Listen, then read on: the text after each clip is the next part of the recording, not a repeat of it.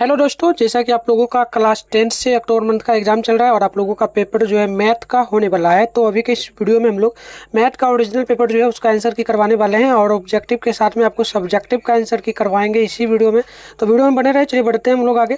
आप लोग विषय कोड वगैरह ध्यान में रखना, आपका विषय कोड जो है ना 110 रहने वाला है, ठीक है। तो चलिए बढ़ते हैं आगे। यहाँ पर देखिएगा, यहाँ से आप लोग थोड़ा समझ जाइएगा। देखिए आपको ना 30 क्वेश्चन मिलेगा जिसमें से मात्र 25 बनाना है। तो मैं टोटल क्वेश्चन का आंसर बता देता हूँ। आप किसी भी 25 क्वेश्चन का नोट करके एग्जाम में लिख देना। तो देखना, पहला क्वेश्चन आपसे पूछा क्या गया है। पूछा गया निम्नलिखित में से कौन सी संख्या अभाज्य संख्या है। तो याद रखिए प्यारे बच्चों, जो स्वयं से भाग लगता है और 1 से भाग लगता है उसे अभाज्य संख्या कहते हैं। तो इसमें देखना, आप लोग मैं थोड़ा जूम करता हूँ। देखो इसमें से अगर देखोगे तो 41 जो है ये, तो इसमें अगर भाग दोगे तो 1 से लगेगा या फिर स्वयं से लगेगा, यानी ऑप्शन नंबर ए बिल्कुल राइट हो जाएगा, ठीक है। चलिए आगे बढ़ते हैं। आगे क्वेश्चन नंबर 2 पूछा, यदि ए बराबर दिया गया है छोटी ब्रैकेट में 2 क्यूब गुने 3 स्क्वायर तथा बी बराबर दिया गया है 4 2 पर पावर 4 और गुना 10 पर पावर 3 दिया गया है। तो इसका मौसवा जो है ना क्या होगा ये निकालना है, ठीक है। तो देखो इसका जब आप दोनों का जो है ना एक जगह दोनों को कर करके गुना, जब आप मल्टीप्लाई करिएगा ए बी को, तब इसका वैल्यू आराम से निकल जाएगा। गुना करके देख भी सकते हो। वैसे ऑब्जेक्टिव है, मैं आपको डायरेक्ट इसका आंसर बता देता हूँ। ऑप्शन नंबर ये आपका सी बिल्कुल राइट होगा, 72, ठीक है। चलिए आगे बढ़ते हैं।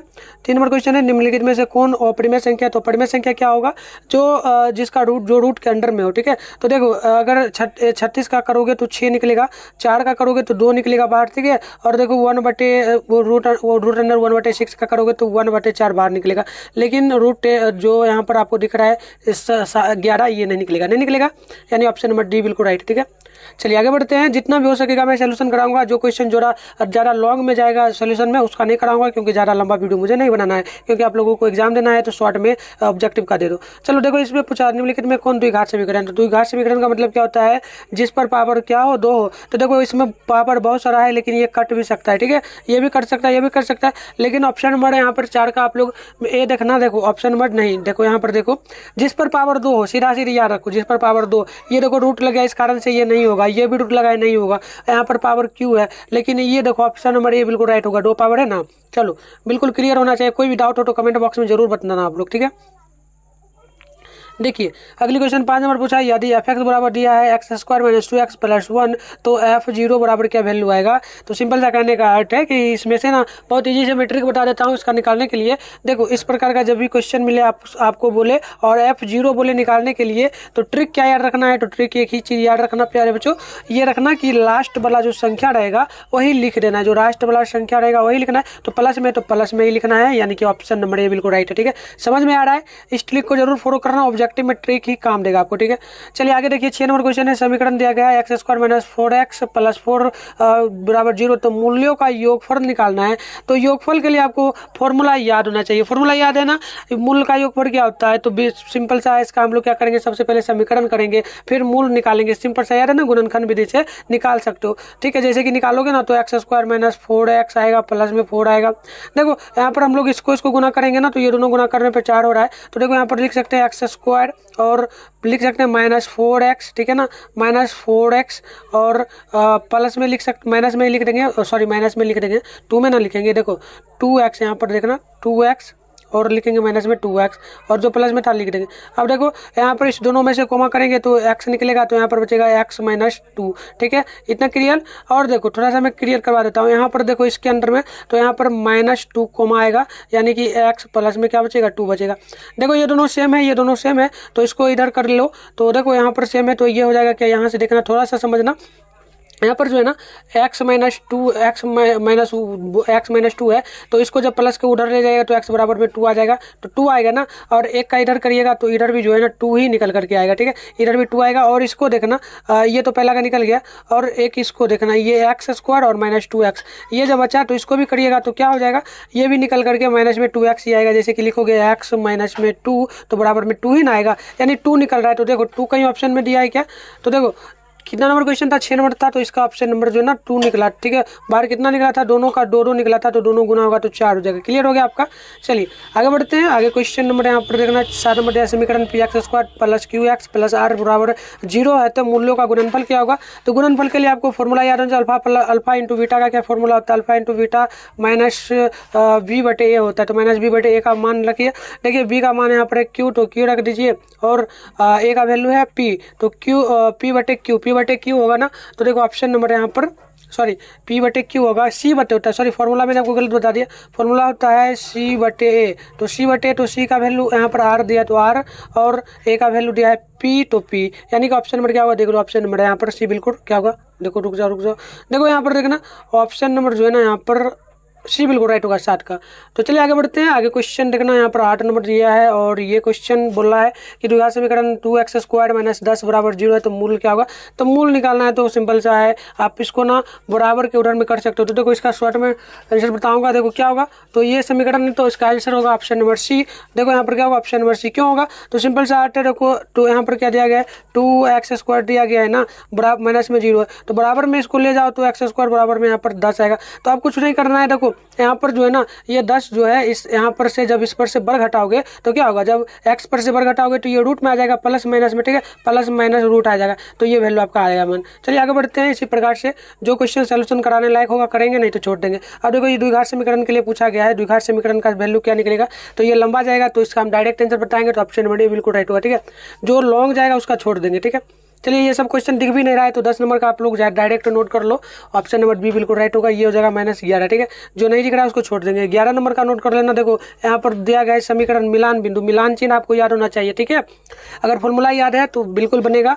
तो देखो 11 का राइट आंसर ऑप्शन नंबर जो है ना यहाँ पर बी बिल्कुल राइट होगा। क्या हो जाएगा, बी बिल्कुल राइट है। कहाँ ऑप्शन नंबर, वो 1/2 होगा। ठीक है, आगे बढ़िए।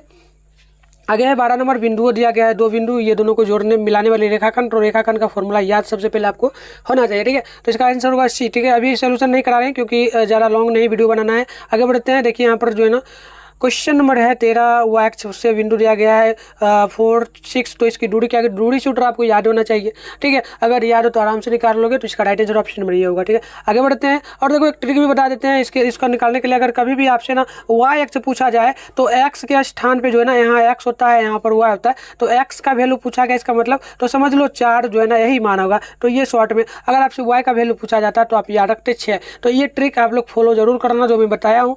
अब देखो यहाँ पर question 14 number 7 sec q theta minus 7 tan square theta, तो इसका वैल्यू क्या होगा। तो सिंपल सा है कि दोनों सेम है, यहाँ पर इसका फॉर्मूला आपको सिर्फ याद होना चाहिए, sec square minus tan square, तो बस हो गया। 7 तो पहले ही कैंसिल हो जाएगा। तो इसका राइट आंसर क्या होगा, तो ये 1 के बराबर होता है। तो देख लो 14 का राइट आंसर ऑप्शन नंबर जो है ना, ऑप्शन नंबर क्या होगा, 0 के बराबर होता है। क्या होता है, 0 के बराबर, ऑप्शन नंबर 0 होगा। चलिए आगे देखते हैं। 16 नंबर देखो ये फॉर्मूला है 1 प्लस cot स्क्वायर थीटा, क्या होगा। तो 16 का राइट आंसर ऑप्शन नंबर जो है ना 16 का क्या होगा, ऑप्शन नंबर डी बिल्कुल राइट होगा। ऑप्शन नंबर डी बिल्कुल राइट हो जाएगा, 16 का option number D cosec square theta. आगे बढ़ते हैं। आगे देखिएगा ये क्वेश्चन है 17 नंबर, तो इसका सोल्यूशन ज़्यादा नहीं करेंगे, जब कैंसिल आउट होगा ना तो कैंसिल आउट होने पर मान आएगा कितना, तो 17 नंबर का ऑप्शन नंबर डी बिल्कुल राइट होगा। ठीक है, 1/2 नोट कर लेना। आगे बढ़ते हैं। आगे देखिए क्वेश्चन नंबर पूछा यहाँ पर 18 नंबर, तो 18 नंबर का नोट कर लेना डायरेक्ट। ठीक है, तो इसका राइट आंसर क्या होगा, तो देखो 18 का ऑप्शन नंबर 10 हो जाएगा। ठीक है, तो देखो ये सब क्वेश्चन का मैं सोल्यूशन आपको करवा दूंगा, आप लोग जुड़ना मेरे साथ। अगर 2024 की तैयारी कर रहे हो तो आप लोग जरूर जुड़ना, ताकि ये जितना भी क्वेश्चन दिख रहे हो ना इन सभी को मैं शॉर्ट ट्रिक के माध्यम से आपको बताने का प्रयास करूंगा। तो आप लोग क्या करना, हमारे चैनल पे पहली बार है तो टेलीग्राम ग्रुप को जरूर ज्वाइन करना। वीडियो के डिस्क्रिप्शन बॉक्स में व्हाट्सएप ग्रुप और टेलीग्राम दोनों का लिंक डाला हुआ है, तो जल्दी से जाकर के ज्वाइन कर लीजिए। अगर ग्रुप फुल हो जाए व्हाट्सएप का, तो आप लोग इस नंबर पर मैसेज कर लेना, अपना क्लास लिख करके भेजना 696 095। ठीक है, इस पर मैसेज करके भेजना, ताकि मैं आपको व्हाट्सएप ग्रुप का लिंक दे दूंगा, और आपको लिखना है हाई सर में क्लास 10 में। ठीक है, बस मैं दे दूंगा लिंक। आप चलिए आगे बढ़ते हैं। देखिए 20 नंबर का नोट कर लीजिएगा, 20 का ऑप्शन नंबर जो है ना क्या होगा, सी हो जाएगा। ठीक है, चलिए आगे बढ़ते हैं। आगे देखिए यहाँ पर एक ही मैंने 19 का नहीं बताया था शायद, तो 19 का भी ऑप्शन नंबर जो है ना सी बिल्कुल राइट होगा। तो चलिए आगे बढ़ते हैं। आगे है 21 नंबर क्वेश्चन, इसका नोट करिएगा। ये सब क्वेश्चन का सोल्यूशन मैं बता दूँ तो डायरेक्ट बता देता हूँ आंसर, इसका डी बिल्कुल राइट होगा। ठीक है, वैसे भी आप इसका तैयारी करके करोगे क्या, कोई दिक्कत नहीं है, ये क्वेश्चन तो पूछा नहीं जाएगा, थोड़ा बहुत पूछा जाएगा। ठीक है, चलिए आगे बढ़ते हैं। आगे क्वेश्चन है यहाँ पर 22 नंबर, तो 22 नंबर का भी नोट कर लीजिएगा। ऑप्शन नंबर क्या हो जाएगा, तो ऑप्शन नंबर जो है ना 22 का ऑप्शन नंबर क्या हो जाएगा, देख लेना। यहाँ पर दिया गया है कितना कितना दिया गया है, 36 है और 68 है, तो क्या वैल्यू आ जाएगा। तो 22 का देखना ऑप्शन नंबर जो है ना सी क्या हो जाएगा ऑप्शन नंबर 22 का, तो इसका सी हो जाएगा। ठीक है, चलिए इसका सी हुआ 76 डिग्री। आगे बढ़ते हैं, आगे देखिए क्वेश्चन नंबर पूछा गया बहुलक निकालने के लिए पूछा गया।